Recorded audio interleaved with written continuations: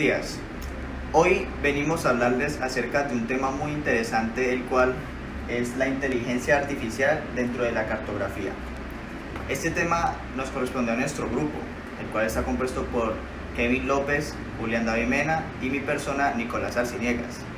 En este momento les voy a dar una fase introductoria acerca de lo que es la inteligencia artificial y unas pequeñas aplicaciones dentro de la cartografía y la geomática. Posteriormente, mis compañeros entrarán más a fondo acerca de los métodos de inteligencia artificial y de las aplicaciones específicas dentro de estas áreas. Ahora sí, hablemos acerca de lo que es la inteligencia artificial. El concepto que nos han querido dar acerca de la inteligencia artificial por medio de películas de Hollywood en donde los robots dominan el mundo es un concepto erróneo, ya que la inteligencia artificial nos puede brindar múltiples beneficios en diferentes ámbitos. Por lo tanto, yo les daré una definición concreta acerca de lo que verdaderamente es la inteligencia artificial. Esta permite que las máquinas aprendan de experiencias, se ajusten a nuevos aportes y puedan realizar tareas como las realizan los seres humanos. La mayoría de ejemplos que se ven hoy en día, como computadoras que juegan ajedrez o autos que se conducen por sí solos, se sustentan en la técnica de inteligencia artificial, el Deep Learning, que actualmente es la técnica más utilizada.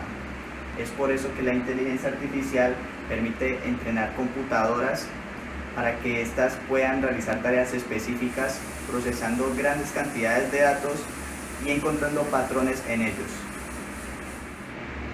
Hablemos ahora acerca de la historia de la inteligencia artificial. El concepto de inteligencia artificial fue adoptado en el año 1956, pero hoy en día este concepto se ha ido ampliando y se ha ido dando más a conocer. Todo esto gracias al aumento en volúmenes de datos, la llegada de algoritmos avanzados y el gran desarrollo computacional que ha existido.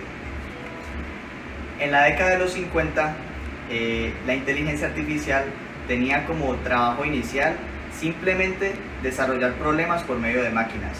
Esta era toda su función. En los años 60, el Departamento de Defensa de los Estados Unidos se interesó por este tipo de trabajos y empezó a entrenar computadoras para que imitaran el razonamiento básico humano. Por ejemplo, en 1970, el DARPA, que es la Agencia de Proyectos de Investigación Avanzada de Defensa en los Estados Unidos, realizó por medio de la inteligencia artificial levantamiento de vías planimétrico y también realizó los primeros asistentes personales, como lo es por ejemplo Siri. Todo este tipo de trabajos fue lo que abrió las puertas para que hoy en día tengamos el gran desarrollo de la inteligencia artificial. Hablemos ahora acerca de cómo funciona la inteligencia artificial. La inteligencia artificial combina grandes cantidades de datos y algoritmos inteligentes, lo cual le permite al software reconocer patrones dentro de la información de manera autónoma. La inteligencia artificial, al ser un campo de estudio, posee diferentes técnicas, entre las cuales voy a nombrar las tres más importantes a lo largo de la historia, que son el aprendizaje automático o Machine Learning, la red neural y el aprendizaje a fondo o Deep Learning. El aprendizaje automático o Machine Learning. Este tipo de técnica le ha brindado a la inteligencia artificial grandes avances a lo largo del tiempo. En términos generales, este tipo de técnica lo que busca es darle autonomía al software sin necesidad de un código de programación explícito. Ahora, la red neural se llama de esta manera porque posee gran similitud con la red neural biológica que poseemos nosotros los seres humanos. ¿Por qué? Porque tiene unidades interconectadas como neuronas en donde entra la información, se procesa y posteriormente se transmite a las demás unidades. ¿Esto con qué fin? Con el fin de distinguir qué datos son correctos y qué datos no lo son. Ahora, el aprendizaje a fondo o Deep Learning. Actualmente es la técnica más utilizada y es una combinación de las dos técnicas anteriormente nombradas. ¿Por qué? Porque posee una red neural muy grande, utiliza avances tecnológicos y técnicas de entrenamiento de computadoras mejoradas. ¿Esto con qué fin? con el fin de hallar patrones complejos dentro de grandes cantidades de información. Entraremos ahora a hablar acerca de lo que es la cartografía inteligente. Antiguamente conocíamos los mapas como estáticos. Ahora se encuentra la denominada cartografía inteligente, la cual tiene muchas funciones, como por ejemplo predecir catástrofes naturales o delimitar búsquedas de aeronaves extraviadas, entre otras funciones. Todo este avance gracias a los sistemas de información geográfico o SIG, los cuales son herramientas que combinan información alfanumérica e información geográfica y permite poder organizarla, analizarla e inclusive modelarla dependiendo del estudio que se vaya a realizar. Por ejemplo, dentro de las aplicaciones más comunes de la cartografía inteligente se encuentra la ayuda al control de enfermedades como el ébola y la malaria. Aquí en este mapa se puede observar cómo se geolocalizan los enfermos con el análisis inteligente de sus llamadas en teléfonos móviles. Esta información, para poder cartografiarla, se requiere de un sistema de información geográfico, el cual nos va a poder permitir modelarla y sacar el respectivo análisis del estudio. Hola, entonces veremos cómo funciona una red neuronal artificial, pero para eso veremos cómo funciona una célula, una neurona que poseen todos los seres vivos. Esta se compone de un soma, unas dendritas y un axón. Las dendritas son unas ramificaciones provenientes de otras neuronas que generan unas variables de entrada. Estas variables de entrada se entregan al núcleo y en el núcleo o soma son analizadas y luego se entrega una sola variable de salida. Es decir, todas estas variables de entrada son procesadas en el núcleo y se entrega una sola variable de salida por medio del axón. Y este axón se encarga de entregarlo a otras neuronas. Así es como funciona nuestro cerebro, por ejemplo.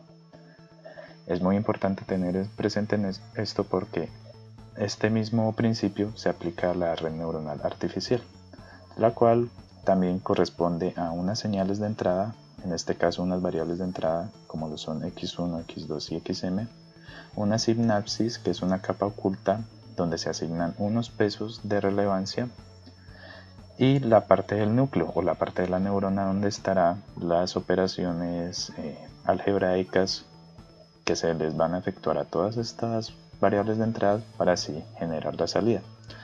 Es necesario mencionar que deben estar estandarizadas o deben tener la linealización de Gauss para evitar una dispersión muy elevada o datos atípicos que no corresponden al modelo que se está trabajando.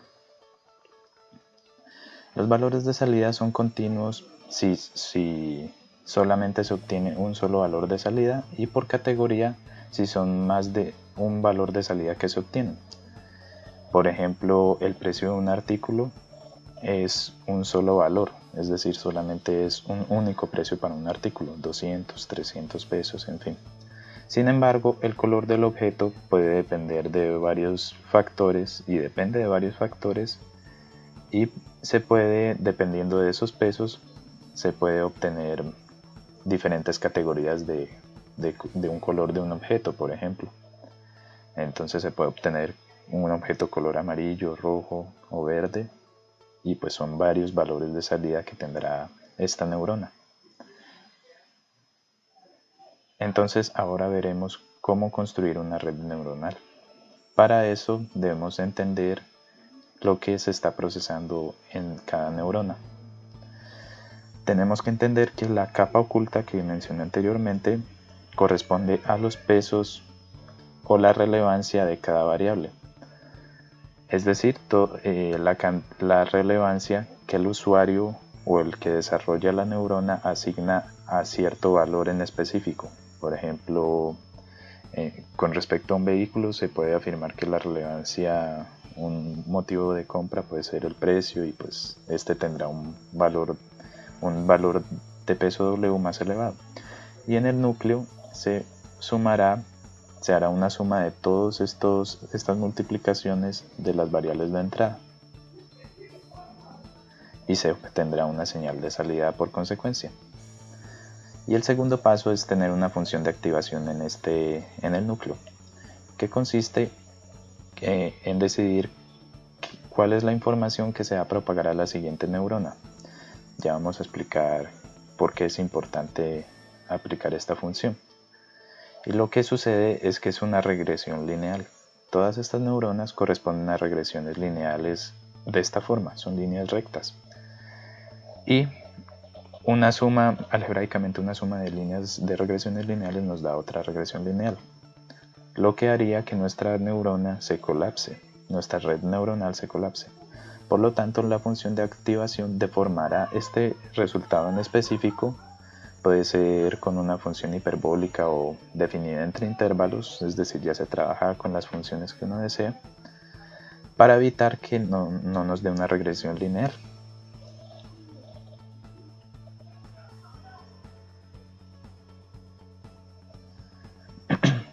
Para determinar los errores en el entrenamiento de la red neuronal, usaremos el descenso del gradiente.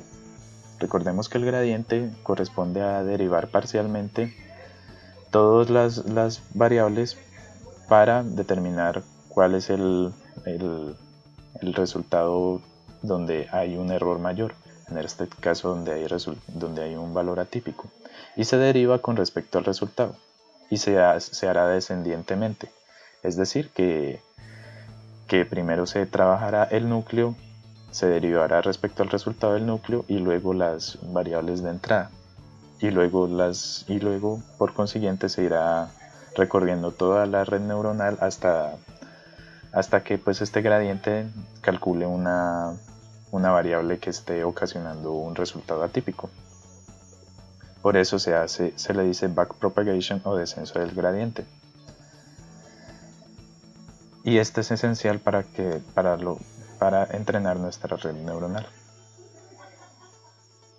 Uno de los algoritmos de entrenamiento de Machine Learning es el árbol de decisión, que corresponde a unas condiciones que se dan o una condición inicial que se irá repitiendo formando un árbol. Hola, soy Kevin y hoy les vengo a presentar algunos ejemplos aplicativos que tiene la inteligencia artificial en la cartografía.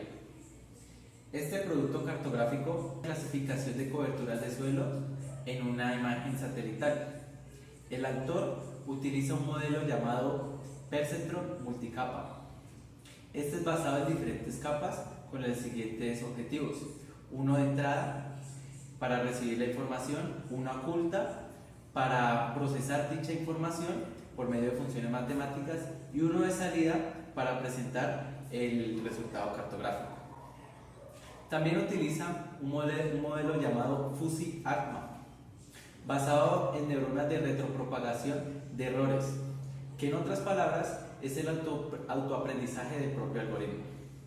Además, este resultado cartográfico está clasificado por los siguientes objetos, que son los cultivos, los pastos, las zonas residenciales, los viveros e invernaderos, los arbustos y las zonas plantadas. Ya. Otro ejemplo es la generación de una malla de ondulaciones geoidales. Para entender qué es una ondulación geoidal, se debe tener en cuenta que cada punto de la superficie terrestre está comprendida entre variables: longitud, latitud y altura elipsoidal. La longitud y la altitud cuenta con la ubicación horizontal dependiendo del sistema de referencia elipsoidal, y la altura elipsoidal es la distancia comprendida desde la normal del sistema de referencia elipsoidal hasta el punto posicionado. Ahora, sin embargo, la superficie de referencia deberá tener un significado físico.